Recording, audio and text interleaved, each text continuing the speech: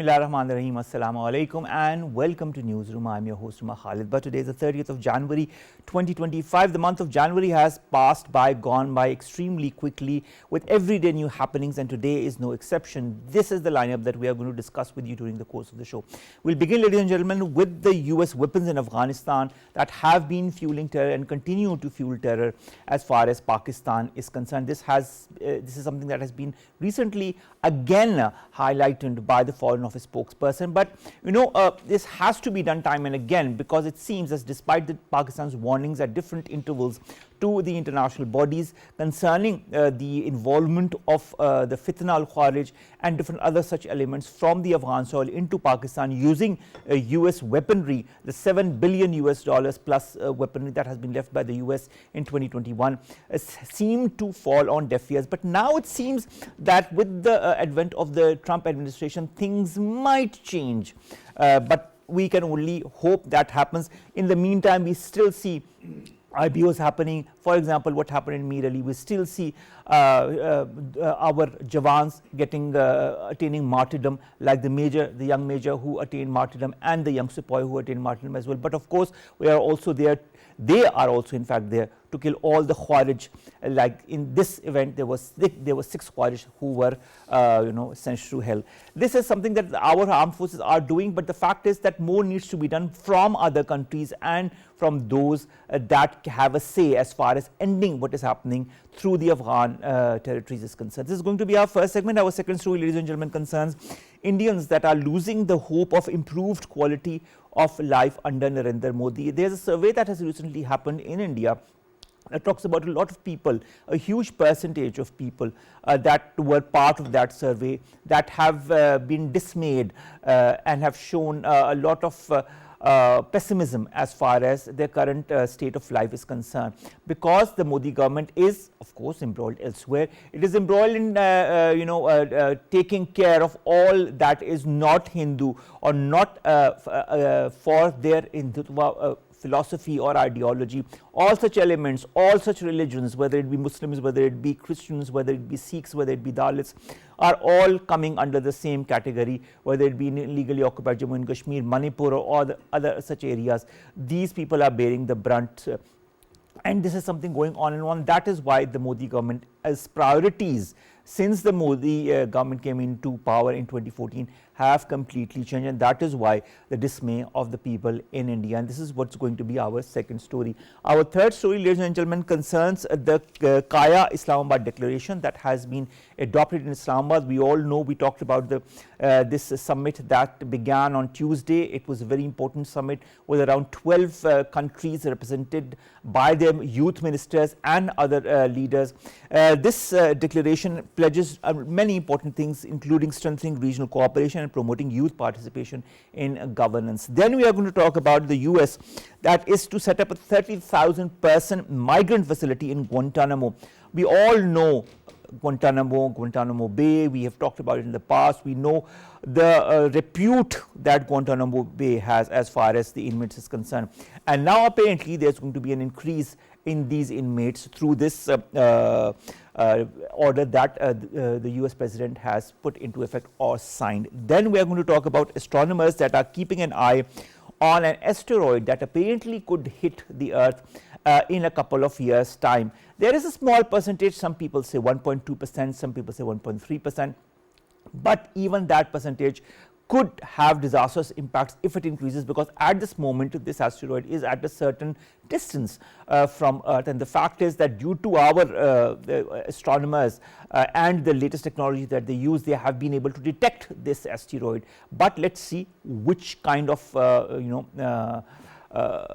distance it perceives, or which kind of path it takes in the coming years, whether it be more disastrous or not, and what measures will the world take in that respect. This is going to be our last story. Let's begin with our first, and that concerns US weapons. Around 7 billion or more of those that were left by the US when they ended their 2 decades presence in Afghanistan, and how certain nefarious elements, especially the fitna al-Khawarij or the Tehreek-e-Taliban Pakistan, have been using it to the detriment of Pakistan, to destabilize Pakistan.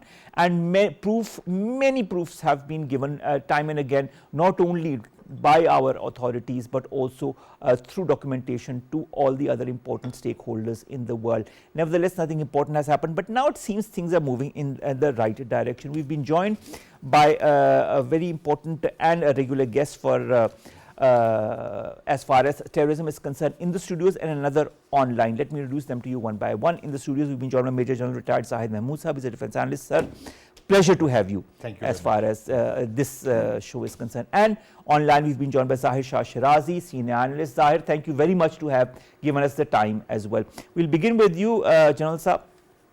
The Foreign Office expresses concerns over this advanced military equipment that has been left by the US and is being used rampantly by the Fitna al-Khawarij or Tehreek-e-Taliban Pakistan and other such outfits apparently as well. And of course, the Foreign Office spokesperson, who has already done that before, again highlighted the safety risks posed by these weapons, and he says it is a source of concern for security of both Pakistan and its citizens. This is not the first time, you know, that this has been said, but in your point of view, has there been any impact of Pakistan's statements in this regard? Thank you very much, Omar, for another invite. Let me begin with paying my tribute and our tribute to two more sons of Pakistan who have sacrificed their life, Major Israr and Sipahi Naeem. So in addition to the lines of the story of sacrifice by Pakistan and the sacrifice by our armed forces for the sovereignty of Pakistan and safety and freedom of Pakistanis. So salute to their parents, and with the prayers that this sacrifice helps Pakistan in achieving the peace for which we are sacrificing. Inshallah, we will do that. Now, coming over to Afghan phenomena about these weapons. Unfortunately, this war on terror that has got associated with the economic terrorism, you know. Today, as we all know that Pakistan is a victim of a proxy war coming from India, and Afghan interim government, I'm not saying Afghanistan, I'm very clearly saying the interim government of Afghanistan is unfortunately playing as a role of a client to them, and they're collaborating with Tehreek-e-Taliban Pakistan and also other non-state actors who are active in Balochistan. Now these weapons, $7 billion, it's a huge amount, you know. Unfortunately, the Afghan economy that is under stress, and with Trump coming into office, he has very clearly said that if you want money, you will have to return these weapons, because it is bringing bad name to United States of America. You know, wherever there will be an act of terrorism, wherever these weapons will be used, these are NATO coded weapons. So every weapon carries a code, you know. These are the internationally coded weapons. So people who are not aware that how these weapons have reached to these terrorists, they will simply think that this is the Fitna al-Khawarij people or people like them, they are being supported by Americans as they are using their weapons. This was the moral responsibility at United States of America to conduct a comprehensive withdrawal, which unfortunately Biden government couldn't do that. So Trump, he was championing, he was a champion of the peace and bringing end to the war, but the conduct was done by the Biden government, and they've miserably failed. Now there is a lot of economics attached to it, you know, and like they're selling weapons in the open markets, and this has been the Afghan traditions. Look at Pakistan, we suffered in 1979. We never saw and we never heard about the AK-47s or weapons, so they completely weaponized our society. There was a time, and there's still a time, you know, this carrying of weapon has become a status symbol for those people who are not involved even in the terrorism, you know. So they go and buy these weapons. A new culture has developed. A new culture has developed. This has become a status symbol, other than the terrorists who are using it brutally, because they are selling these M4s like the cost is around $2,400 to $2,600, $2,800, and the AK-47 they were selling around $130. So the huge amount is attached. $7 billion economy in the market. So they are not prepared to surrender all this. But I think we'll have a positive. Then unfortunately, the humanity is suffering wherever these weapons are used. These are the licenses to kill the people. All right. So you are whatever you're trading a weapon with the blood, human blood. So this is unbecoming of a nation, this is unbecoming of a responsible government. This is not the manifestation of the statecraft which we were expecting from the interim government. And of course, this threat is not only to Pakistan. Very clearly, I am telling the international community that again there will be phenomena of ISIS, ISIL coming up again, resurge of those, and the same weapons will be used against those who couldn't take them But it's out. very strange that the Afghan interim government says that they need these weapons, in fact, to fight the ISIL or ISIK, when in fact they are harboring these very outfits within their territories. Zahir, thank you very much to have joined us. Zahir, the US military equipment, just let me cite a bit of those: aircrafts, air-to-ground munitions, vehicles, communication gear that has been left behind, and of course, more or less the cost of all of it is around $7 billion US dollars. Now, our Foreign Office spokesperson has reiterated that Pakistan has urged many a times the Kabul authorities or the Afghan interim government to take the necessary measures to prevent these weapons from landing into the hands of terrorists. Why hasn't anything been done so far? Is there a complicity between the Afghan interim government, such outfits? Is there some other politics that is at play? What's your take? Well, thank you very much, Umar, and I would just carry forward what General Zahid was saying, and he was very much right. Perhaps this weaponization of this region, it's a severe security threat not only to Pakistan, Iran, the Central Asian republics, but it's also undermining the credibility of the US-led coalition troops who had again left Pakistan, Afghan region again in the lurch, and perhaps now they have to face the brunt of whatever had been left alone. I think if we recall the earlier Afghan war, the Stinger missiles which were used at that time by the so-called warriors who were fighting the Russian invaders, perhaps when the Russians were flushed out of Afghanistan, those Stingers were again repurchased by the United States and other stakeholders who had already supplied it. But now, importantly, we have a statement from the deputy spokesperson of Afghan interim government, rather Taliban, Hamdullah Fitrat, and perhaps he confirmed that they had a huge stockpile of those weapons and they are safe. It means now Afghanistan has confirmed they have a huge stockpile of those US-led weapons which were left around by the coalition troops when they were fleeing Afghanistan. I would not say they withdrew from Afghanistan, they fled Afghanistan again, leaving this region again as a proxy war zone for the stakeholders who would like to destabilize this region, especially focusing on the counter-China policy. They would be having an eye on the Russian and the Central Asian states. They would also try to keep an eye on a non-inclusive Taliban government, as they had been imposed by on the Afghan people by the Biden administration. This is one thing.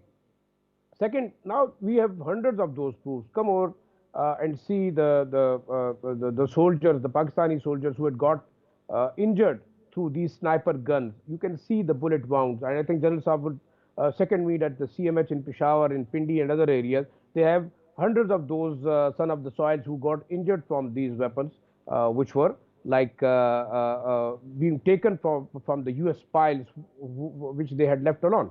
Then we have the video proofs of the Fitna al-Khawarij, the ISK and those militants who had attacked Pakistan in Banu, in Lucky Marwat, in DI Khan, the night vision goggles, the night vision cameras which they had used, and even circulated those videos of attacks which showed that those sophisticated weapons are being used by the militants. And another thing, the dangerous aspect of these weapons, I think the Kabul government is claiming the stockpile of weapons is in safe hand, but I doubt about that, because the ISK is openly using it, the Fitna al-Khawarij are openly using it, the Baloch terrorist organization, the BLA, BNA, we have seen a number of attacks during which these sophisticated weapons were used. So it means now the world have to realize what Pakistan is facing, because the Pakistan Foreign Office spokesman Shafeeq Ali Khan has repeatedly said that perhaps these weapons are a direct threat to Pakistan. But I think these weapons are now a direct threat to the international community. Again, this region would be another proxy war zone, and you had a lot of weapons for sale. Now, importantly, what Trump had said, that they are going to stop the financial assistance until their weapons are bought back. So now we have one buyer, it is United States. Then we have different stakeholders in the form of Indians, in the form of ISK. They can pay in millions and billions for those ready-made weapons which are either in the control of the Afghan interim government or they are in the control of the warlords. So I think it's very important that the international community, not only Pakistan, should take this issue very seriously. And the confirmation from the Afghan deputy Has spokesman. been taking this issue very seriously. It has been time and again made documentations, highlighted that with all the important global and regional stakeholders. Let's see what happens now. Sir, I'd like to understand something. You talked about the US. Let's talk about Donald Trump. Now that he's here, and I just want to quote something he said. He said, and I quote, vis-a-vis the Afghan interim government, if we are going to pay billions of dollars a year, tell them we are not going to give them the money unless they give back our military equipment, quote unquote. So we will give them a couple of bucks. We want the military equipment back. It is reported that US has been transferring around 50 million US dollars every week to Afghanistan under humanitarian assistance since 2021. Around 3 billion US dollars have been given to Afghanistan, the largest contribution by any country in the world for humanitarian needs. What's your take on that? Do you feel that the Afghan will come under pressure? Of course, there will be stress on them, at least because without this money, they'll be unable to, contribute for anything for their society. Afghanistan, unfortunately, as I said, that they've got themselves linked with this economy, which is linked with the terrorism or war. So there's no political movement going on in Afghanistan. There are no political pressures. So only one element of the process, government process, is running, and that is the security domain or the things related to the war. So if this money is not given to them, at least we must appreciate President Trump that he is cognizant of the problem. At least he understands the problem, and this is, as I said earlier, that this is bringing bad name to United States of America. True. That Trump is anti-war. So he's propagating himself as an anti-war. But I, being a Pakistani, I being a son of this soil, I want a pro-peace Trump. And the peace in this region can only come if we have a stable Afghanistan, if we address the core issues of this region, like Kashmir, like the minorities and whatever is happening in this region. So I can understand that Washington need India as a watchdog in the Indo-Pacific strategy, but it doesn't mean that they allow them to support the non-state actors and wage their proxies to destabilize these regions. And Trump's one of his friend was here in Pakistan. He's here in Pakistan nowadays, and he has already spoken about the sacrifices which Pakistan have made. Over 80,000 Pakistanis have died, shaheeds in Pakistan. More than 27,000 security personnel have laid their life. More than 27,000 are injured. So this is a huge sacrifice. These are not small numbers. And this sacrifice we have not done only for Pakistan, we have done for the international peace, for international stability, for the regional stability. And we need to, collaborate with the regional countries also, as Shah was saying, that this threat is towards China, towards Central Asia. So this is a open weapon market. So these those who are involved in the smuggling and those who are involved in the selling of these, they are carrying the Taliban's permits, licenses, to sell the weapons. M16, M4, M16A1, sniper rifles, more than 60,000 vehicles are with them, more than 30,000 heavy weapons are with them. So they are selling whatever is happening in Parachanar, you see. These all heavy weapons, they are matching the weapons of established Pakistan army. So only helicopters or maybe utterly guns are missing with them. Otherwise, they are carrying much better sophisticated weapons, night vision devices. All right, they're selling those night vision devices for around $500 to $1,000. So this is a huge amount. So these are really affecting. This is really affecting the peace, international peace. So we have to collaborate, and this must put a little pressure. Sanctions may be the next step. All right. But we need to have a strategy for Afghanistan, political strategy, economic strategy and military strategy. But the Afghan interim government also needs to have a strategy for their own country as well, which it looks as if, at least from what we see, doesn't seem to go in the right direction. Zahir, last question from you. I'd like to understand something.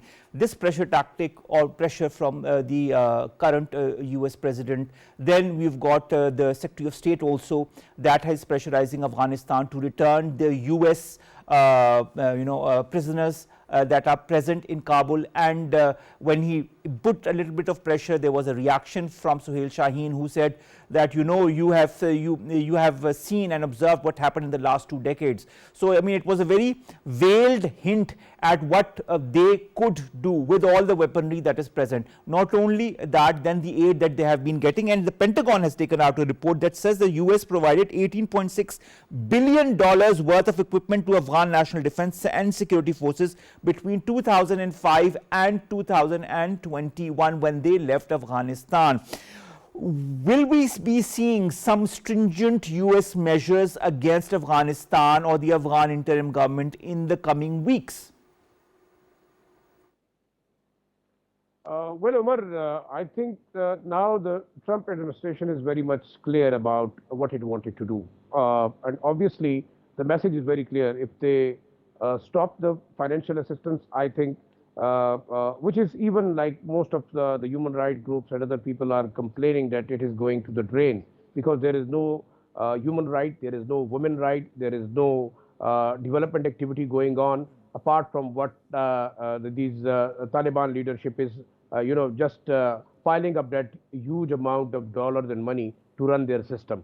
Obviously, I think the pressure would be there. Then the Indian role, I think Indians are very much in collaboration now with the Afghan government. They had a very close relationship. They are now trying to, have more ties with them. And obviously, I think the western border threat to Pakistan from the Indian proxies, it is also very high. And God forbid, if they can exchange these weapons, Indians can pay it for those weapons and sophisticated gadgets to hand it over to the anti-Pakistan element. We can only wait and watch. In the meantime, maybe, for example, like the ICC decision that has come to arrest 2 senior leaders of the Afghan interim government, maybe that could be used as leverage by the US, but we don't know what's going to happen in the coming days. But of course, all eyes and ears are open. Thank you very much, Zahir, Shah, Sherazi. Thank you very much, Major General Zahir Mahmood Saab, to have joined us, to have come all the way to the studios. It's always a pleasure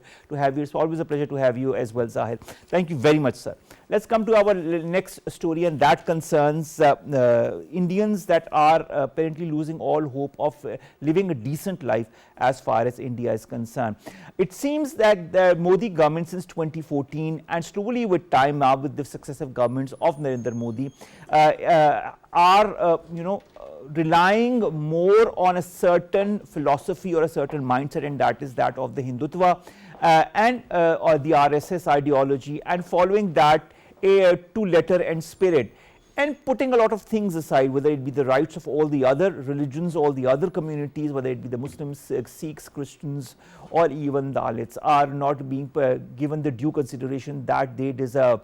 And the so-called world's largest democracy, the so-called pluralistic country, is no longer one. And to add to that is this new survey that has come that talks about exactly the same thing. A lot of people in India that are dismayed by the way the Narendra Modi government has been maneuvering as far as their daily rights or their rights are concerned. And a majority of that, as per this survey is concerned, are dissatisfied with the way the Narendra Modi government is functioning. We've been joined by 2 guests. Let me introduce them one by one. In the studio, we've been joined by Maheen Shafeeq, Regional Affairs expert. Maheen, pleasure to have you here. And we've been joined by Dr. Asma Shakir Khawaja, after a very, very long time, Executive Director, CISS IAJK. Thank you very much, Dr. Saib. It's a pleasure to see you after such a long time. In fact, after a year, the last time we met was in 2024. Let's begin with you. I'll begin with you, Dr. Asma. Dr. Asma, many Indians are becoming less hopeful as far as their quality of life is concerned. As this is a new survey by an agency, Sea Water, that was published yesterday, that talks about expectation of overall quality of life that has decreased to a large extent. That talks about a lot of voters across the country that are dismayed, disillusioned by the way the Narendra Modi government is functioning, and they don't see any hope as far as their future for leading a normal life is concerned. Does the Narendra Modi government, in your point of view, care about its citizens? Do you feel there's a selective positioning vis-a-vis the Hindus? Yes, this is a very important question, but I want to bring your focus that this is a trend of Modi government. There are different surveys which are indicating that during Modi regime, the gap between the middle class and elites is expanding, and somehow, as a result, Indian middle class is eroding. So this news story indicates upon only that difference. And if you remember, farmers' movement in Punjab, Indian Punjab, was the first as a massive indicator and response by the common man that how Modi is only safeguarding the interests of elites who are behind his political campaigns and funding for the political party. He is only looking after their interests, and that is why, as you can see in this report as well, that the inflation is rising high for the common man's affordability is reducing. And what would be the consequences? Consequences would be that India, which is Modi is projecting as a big market with heavy population, but now they have to realize that this population is without the consumer power. They cannot buy those things which Modi wants international community and investors to bring to India, because this is how a bad economy works. And as we know that during the election campaign, this point was again and again was discussed that all the economic revival of Indian economy was caused by the policies of Manmohan Singh. And during last 8 years, Modi only harmed those policies, reversed those policies.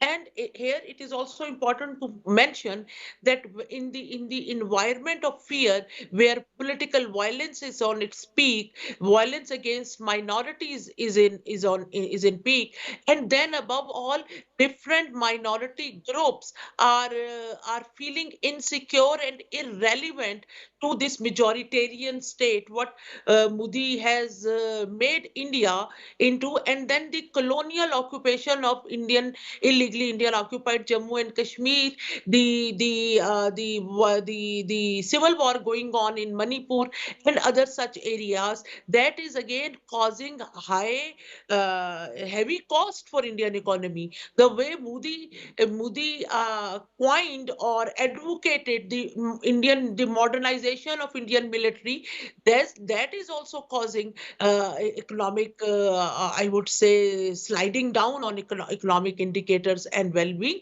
So this all is the result of culminated result of what Modi has done during last 8 years. So for me as a student of South Asia, this is not something surprising or shocking. I still remember few years back the Nobel Prize winner in economics. He also stated that he was a Bengali American, and he stated that Indian economy is on the tailspin. There would be some indicators which all those people with vision and knowledge could see, but a fanatic, a radical like Modi and his allies, they could not. And that is why during these last elections, Modi was unable to meet the slogan or the claim he made that this time he would win more than 400 seats. So election defeat is also a result of Modi's poor performance in the sphere of economy. So all these things are like leading one point to another, and if we collect all this jigsaw puzzle, the picture is clear that an electoral autocracy like India, which is right now, see, if we see 8 years on what topics or what issues Modi government focused on, it was That is so true, Dr. Asma. The picture is discrimination. extremely clear, as you have yourself indicated. I'll come back to you in a while. Maheen, inflation, rise of inflation, expenses difficult to manage, job markets, insufficient opportunities. In all of this, the annual budget in India is going to be presented next week. But a lot of people have question marks when it comes to their own future or the stability of the society within India. Have the Indian government's priorities changed under Narendra Modi with every successive government? What are these claims then of the so-called democracy or the largest democracy or pluralistic country? Because aren't these same values that the people are now putting their criticism on part of any democracy or any pluralistic country? Thank you so much for having me on the show. I think the subject that you have chosen right now for the discussion is very important, as India will be announcing its budget on February 1st. The survey highlights how the public of India feels, their sentiments towards the current government. You talked about inflation, and I would like to second Dr. Asma regarding the inflation that is in the country and why Modi lost the elections and the claims. This was all because people are unsatisfied within India. Majority of the youth, which comprise about 60% of the population in India, are youth, and a quarter of them remain unemployed. These, what is more important is that majority of them are educated and they are unable to find any jobs. What is more impactful in this scenario is the educated lot within this 65% claims that they are able to earn quite less as compared to uneducated farmers. The uneducated farmers are making, if they're making 200 to 200 Indian rupees, the educated lot is only making 400 Indian rupees, which is which highlights that there's not much difference within the earning majority within India. And that is why the dismay basically. Exactly, and we have seen that there is significant marginalization within minorities. They are the vendors or street people who work on the streets. They are unable to gather finances, and this is highlighting their dissatisfaction towards Modi and its regime. We are seeing that India projected its rise to 8% rise of its economy, but we saw that it has declined to 4%, which indicates that it is the least amount within the last 4 years. Understandably, with COVID and potential rise of economies after COVID, the rise was expected, but now the actual development, the actual rise of Indian economy is being depicted.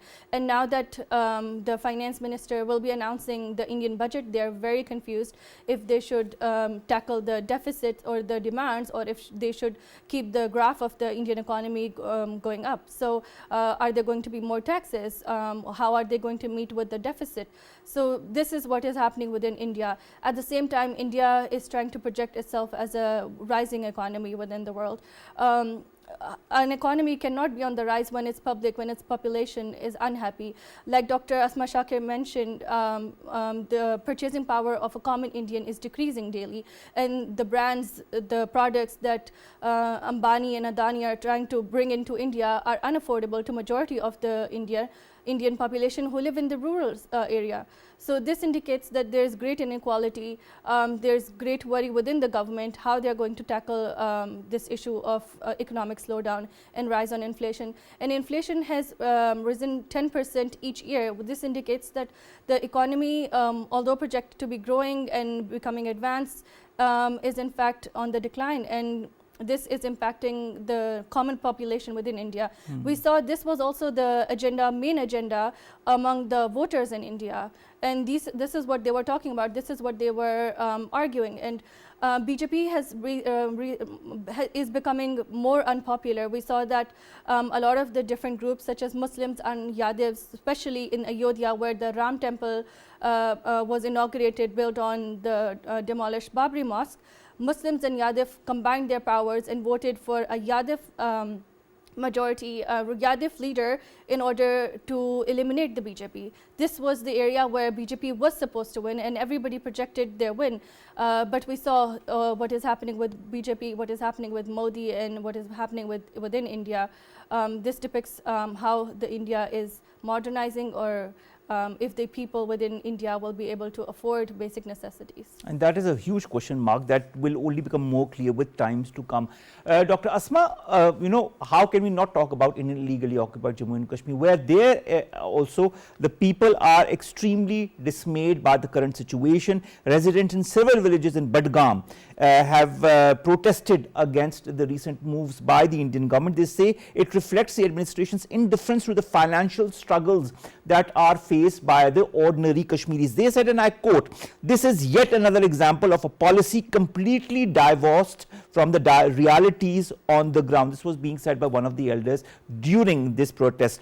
And they deemed the initiative as unjust and disconnected from ground realities. Don't protests such as these underscore growing resentment not only amongst other people but also within the Kashmiris in the Indian held valley, who see such measures as further evidence of the IIO-JK administration's apathy towards their hardships? This is a very important question, and I wish we can do research on it, and we can we can handle the false information coming from the Modi regime. See, when we see illegally Indian occupied Jammu and Kashmir, Modi flaunts that they have started different development projects. But here we need to understand that for the Modi regime and India, Kashmir is only a piece of land, a piece of territory. It is a place which India has dehumanized because humans are of least importance for them. So when we talk about Indian occupied Jammu and Kashmir, we need to keep it in mind that in Jammu and Kashmir, unemployment ratio is 35%, which is more than double of rest of the India. And if there is development project or so-called investment is coming, then ideally the issue of unemployment should be resolved. So that is there. Then when it comes to dealing with the people who have different or alternate viewpoint than Indian government, and they want the implementation of UN resolutions, Modi government follows the rule of collective punishment. And collective punishment means that destroying the habitat of local people, which includes their houses, their orchards, their crops, their farming, like anything which is coming to their way. So this is how they make in Kashmiri people miserable. Then the so-called development projects, which are actually the strategic project to provide logistical support to Indian occupying forces only. So those building of those tunnels and roads and bridges is causing climate change in the region because they are destroying they are destroying jungles, they are forests, they are removing mountains, and all of this has changed or stopped the water flows, lack of forest and all those things, and Kashmiri people are paying the cost in terms of their well-being and their economy. Then of course Indian heavy militarization has destroyed Kashmir, because for every 7% there is one military person, and all the waste of those extra population which is being imposed on Jammu and Kashmir is an environmental causing an environmental damage. So Modi's claims about the development in AJK is false, in Jammu and Kashmir is false, because it reminds me then when Britishers established railway system in South Asia under the premise that they are helping the poor people or South Asians, and they are bringing new technology. But the only sole purpose of those railway infrastructure was to provide logistical smooth swift support to export raw material from South Asia, or I would say steal raw material on without any cost from South Asia. So this is how colonial powers try to fool the occupants in the name of bringing technology and in the name of bringing development, which is not the case at all. So all that, those strategic initiatives by Indian government to keep Kashmir under their illegal occupation are causing the economic well-being and economic stress to the normal Kashmiri people. Because when you see even the election results, I agree with you on that, Dr. Asma. The fact is that, we can discuss as much as we want, but the fact is until and unless the due pressure is not put on the Indian government or the BJP Hindutva majority to do the needful by the powers that be, they will continue doing whatever they are, and the people will continue allaying their dismay on the government and whatever the lack of proper opportunities to live their lives in a proper manner. But until and unless the right methodology is not applied, this is something that unfortunately could go on. Thank you very much, Dr. Asma Shakir Khawaja, to have joined us and to have talked to us. It was a pleasure seeing you on my show. Finally, Maheen, Pakistan, through its Foreign Office correspondent and spokesperson, has urged the international community to be mindful of the destabilizing impact of arms transfer to India on regional stability and fanning of hegemonic ambitions of India, and we all know what these ambitions are. Arms transfer to India, troubling situation of Muslims, of the people in illegally occupied Jammu and Kashmir. Will international bodies or the global north finally stand up to these atrocities, or will they turn a blind eye to it as they have been doing in the past? Firstly, this is very important to understand what is India's role within the larger frame of geopolitics of the region. The US is trying to build India as a bulwark against China.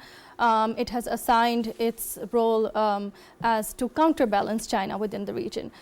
From that perspective, it is very evident that the US government is supporting India in all of its endeavors and disregarding the human rights situation. Although there are several reports that indicate the injustices with the minorities, injustices with the Muslim community, the human rights violations within Kashmir, human rights violation in Manipur and different parts of India. This indicates that although different international organizations have raised voice, but it's very much evident that they are not having a lot of impact, because the political interests of the US and the Western powers take priority over the human rights violation. We have seen India not only secure weaponry from the US, from France, but it is also securing weaponry from Russia.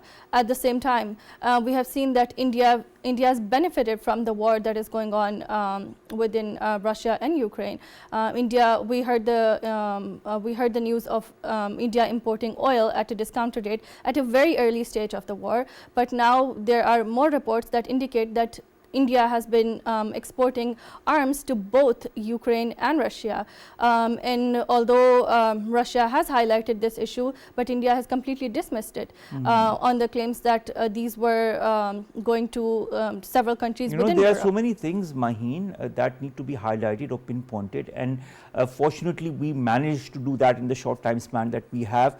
But nevertheless, we need to portray the realities of what India is standing for as far as stability or the lack thereof in the subcontinent is concerned. And thank you very much to have come all the way to the studios to highlight some of those aspects. Maheen Shafeeq, Regional Affairs Expert, thank you very much.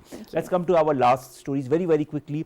First is the Kaya Islamabad Declaration, or the Commonwealth Asia Youth Alliance Declaration that has been adopted, which pledges to strengthen regional cooperation, promote youth participation in governance, support and advance Kaya as a mechanism for active, meaningful and inclusive youth engagement in policy making, enhance capacity building and knowledge sharing, include the youth in the governance and foster professionalism in youth work. It's an important declaration, and I hope it gets implemented in letter and spirit in all the different countries of the Commonwealth. Then the US is to set up a 30,000 person migrant facility in Guantanamo.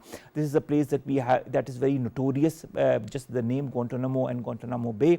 Now Donald Trump on Wednesday has signed the Laken-Riley Act into law, which gives federal authorities broader power to deport immigrants in the US illegally who have been accused of crimes. Will we see more and more of such people going to Guantanamo Bay, or other such precedents that we have heard as far as Guantanamo Bay is concerned? That only time will tell. Finally, astronomers are keeping an eye on an asteroid's odds of hitting the Earth. Now, a newly discovered asteroid with a small wet, alarming chances of colliding with Earth in the next decade is present. Some say it's 1.3, some say it's 1.2. Nevertheless, it's a small percentage, but this percentage could increase with time. This celestial traveler, named 2024 YR4 is 200 foot wide and has a 1.2% probability, as I said, of striking Earth on the 22nd of December 2032, which is just a couple of years ago. Raises concern about its potential impact, especially if it were to crash in a densely populated area.